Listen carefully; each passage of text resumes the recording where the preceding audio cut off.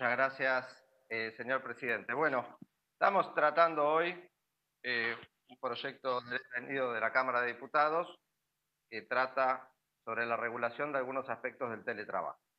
El teletrabajo existe en Argentina hace varias décadas ya, no es una novedad. Sí se ha acelerado en estos últimos tiempos, pero no es una modalidad de trabajo nueva ni que no estuviera contemplada en las leyes. La ley de contrato de trabajo, a pesar de que no lo regulaba específicamente, sí se aplicaba al trabajador en relación de dependencia que cumplía tareas de su casa a través de medios informáticos.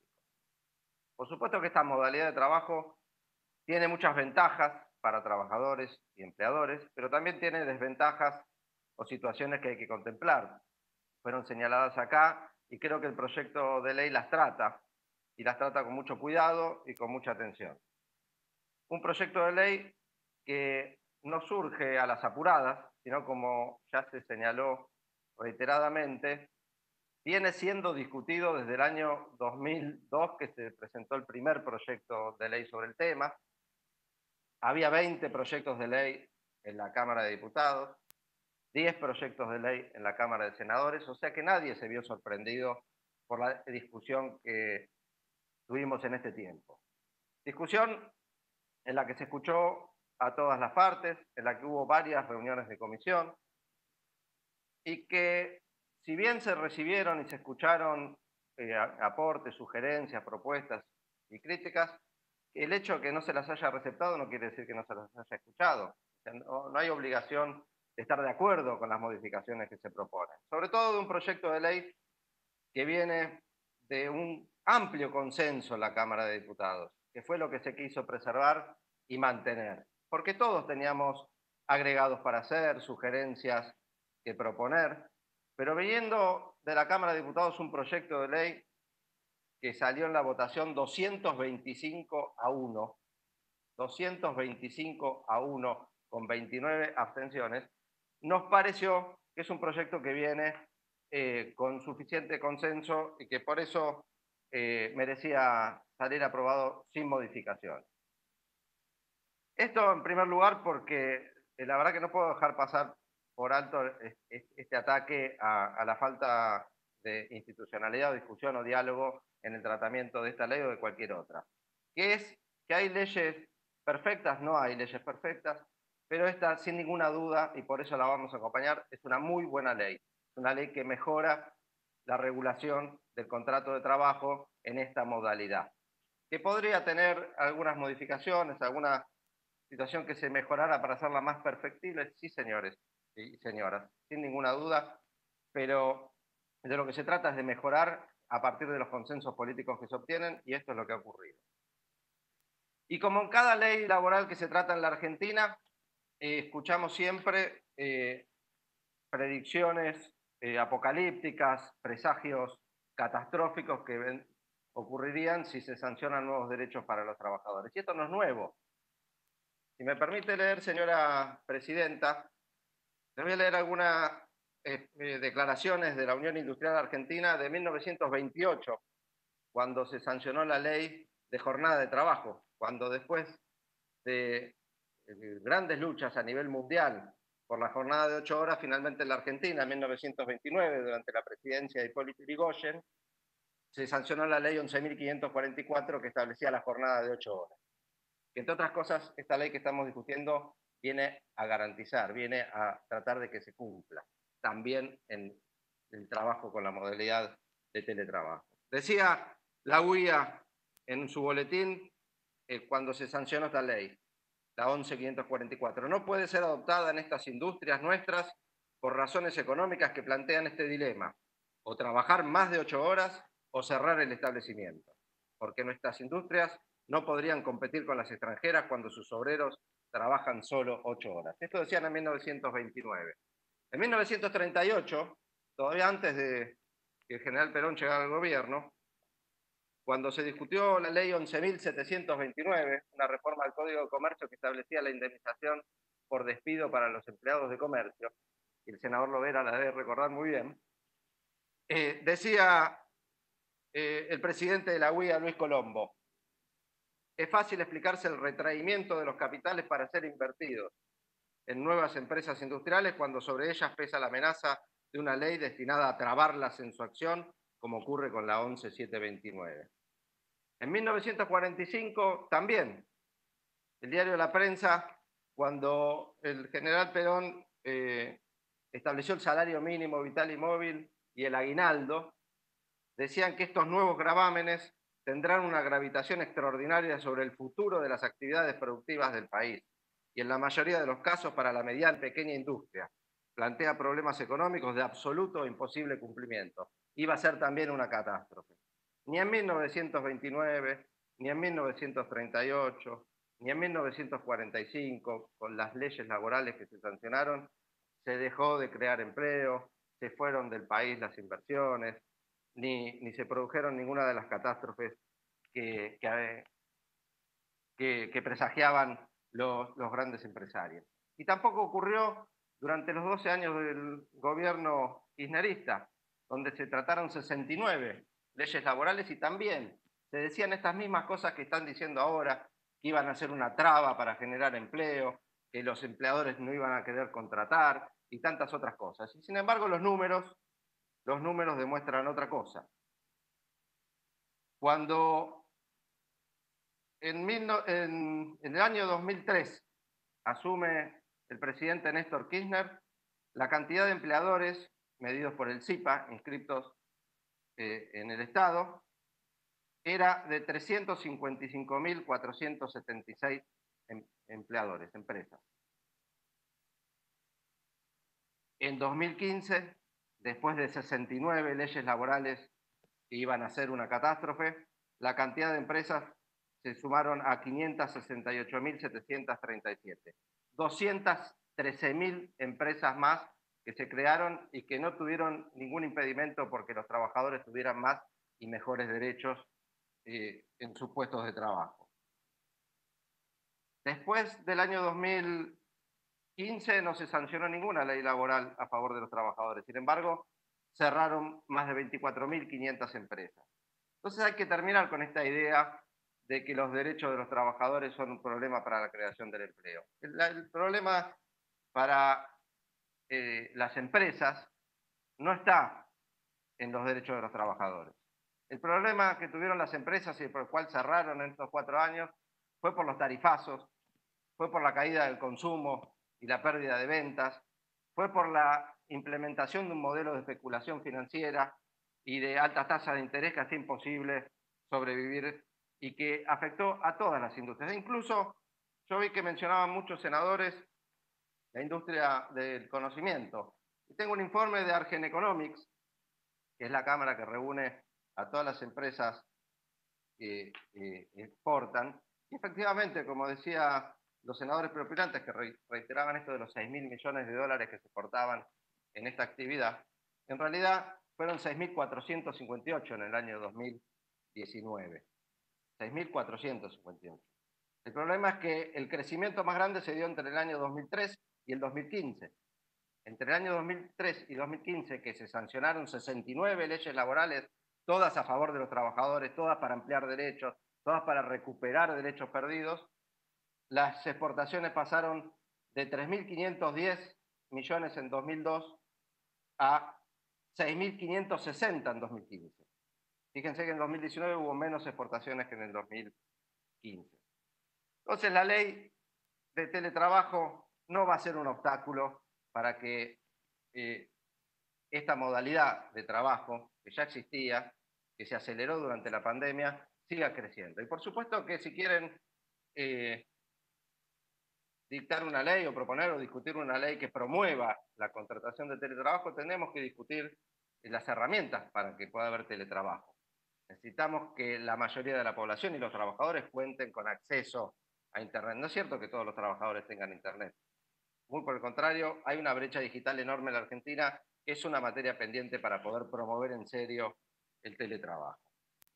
Ahora yendo a la ley en particular, porque escuché a los senadores de la oposición con algunos calificativos bastante graves respecto de las consecuencias que generaría una regulación en esta materia. Y me gustaría señalar que, primero, las modificaciones que hay son bastante tenues. Prácticamente no se incorporan tantos derechos, sino que se garantizan los que ya estaban en la ley de contrato de trabajo.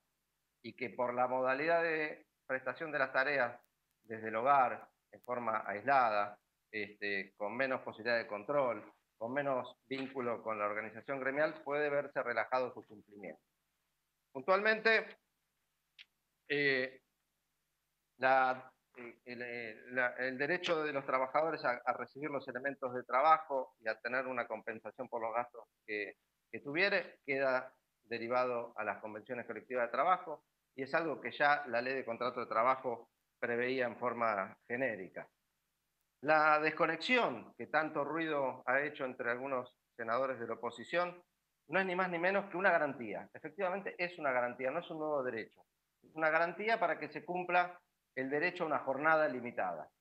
Es una garantía, es una herramienta que busca garantizar, esperemos que lo haga mucho, el derecho de los trabajadores al descanso, a una jornada limitada. Derechos constitucionales, derechos que están en la ley y que no respetarnos nos haría retroceder 100 años para atrás.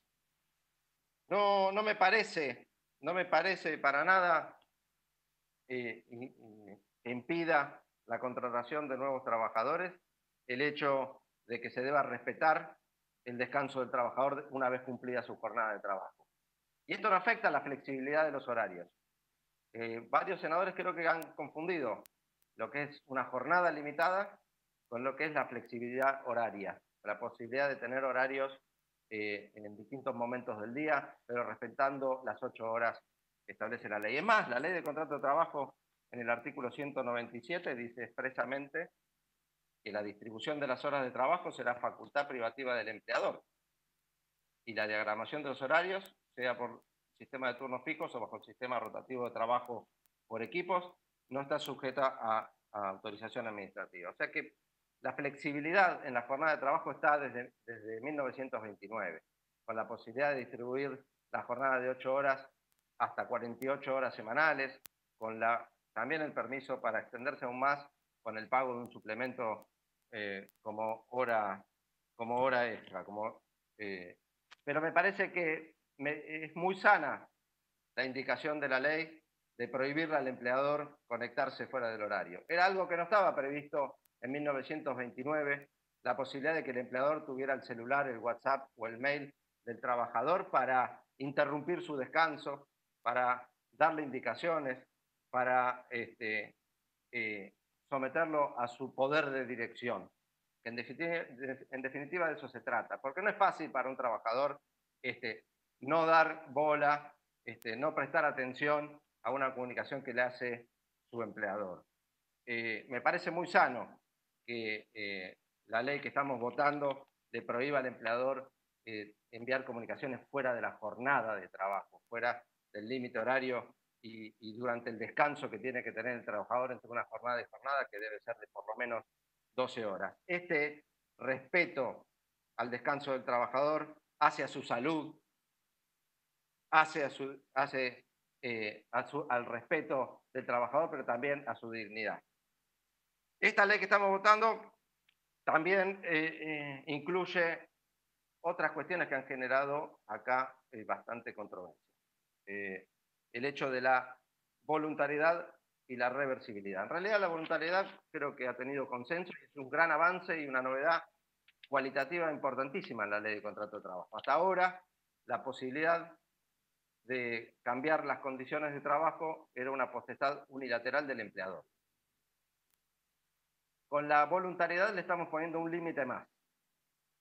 El empleador puede cambiar el lugar de trabajo, puede cambiar el horario, siempre sin afectar material y moralmente al trabajador, pero ahora para cambiar el lugar de trabajo hacia el domicilio del trabajador va a requerir del consentimiento del trabajador. Se vuelve bilateral este ius variandi y me parece muy importante, una norma de mucho avance y que sin ninguna duda va a ser ejemplo en el mundo.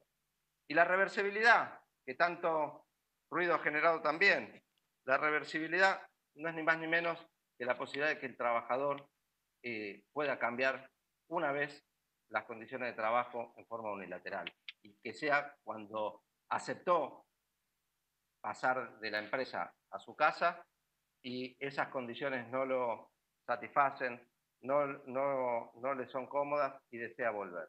La posibilidad de volver me parece un derecho fundamental. Creo que hay consenso, incluso en esta discusión, de que debe ser un derecho del trabajador el de poder revertir ese cambio y volver a su lugar de trabajo.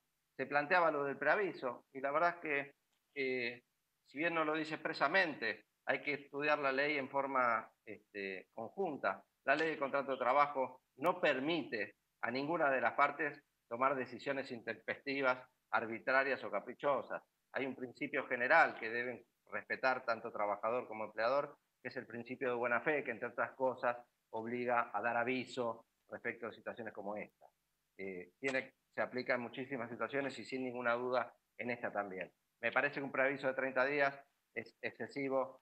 Piensen que para rescindir la relación y dejar el puesto de trabajo, el trabajador solo tiene que dar un preaviso de 15 días.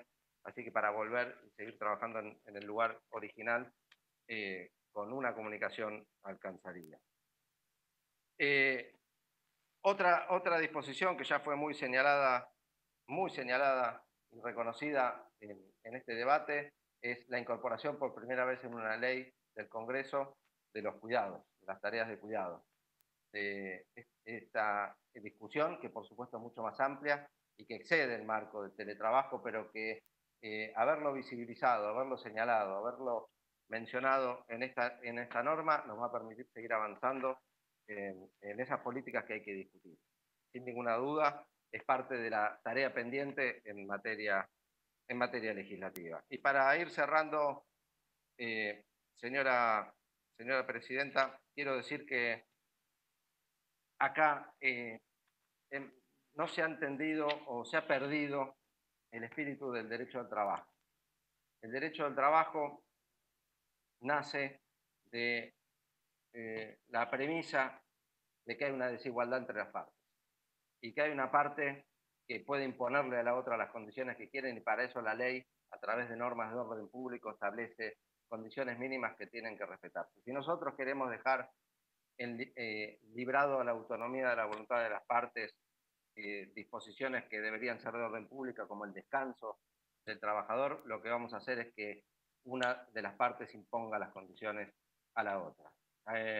Rousseau, hace muchísimos años, decía que en la relación entre desiguales, entre el fuerte y el débil, la libertad oprime y la ley libera.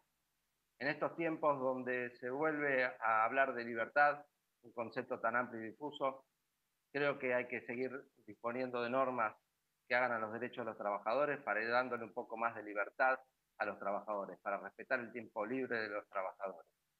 En la relación entre desiguales, entre el fuerte y el débil, la libertad oprime y la ley libera, que es como decir que el mercado oprime y que el Estado libera. Muchas gracias, señora presidenta. Gracias, senador.